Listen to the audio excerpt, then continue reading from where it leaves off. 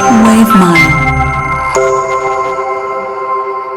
kulanti wacan oo wanaagsan daawadayaal anigu aan Nurkey halka naga daawanaysan waa Nurkey official fadlan hadda ku cusubtahay channel subscribe saar sidoo kale gambarka fursa uga mid noqotid daawadayaasha ugu horeeya waa qiso aad u murugo badan nin sheekh ayaa warinayo wuxuu dhahay waxaan tukaday salaada casar waxaana fariistay tiir kamid ah tiirasha masaajidka anigoo iska tasbiixsanayo ayaa wiil 12 jir ah oo ordaya masaajidka soo galay kadibna wuu ii imaaday waxa uu igu yiri sheekho walaashay ayaa xanuunsan soo bax quraan soo saar wiilkii waan soo raacnay kadib xaafadii markii aan soo gaarnay ayaan albaabka qarqaraacnay oo waxa naga furay wiilka aabihiis oo aan ku qiyaasay 52 jir kadib waxaan dhahay aaway gabadha xanuunsan aabihii wuu i waday oo qol yariis ayuu i geeyay kadib markii gabadha indhaha aan saaray ayaa waxaan ogaaday inuu sakaraadkii soo hayo kadib waxaan dhahay shahaadada qabso waxayna igu tiri sheekhow shahaadada ma qabsan karo waxaan marka labaad ku dhahay shahaadada qabso waxayna igu tiri sheekhow kelmadda sida buurta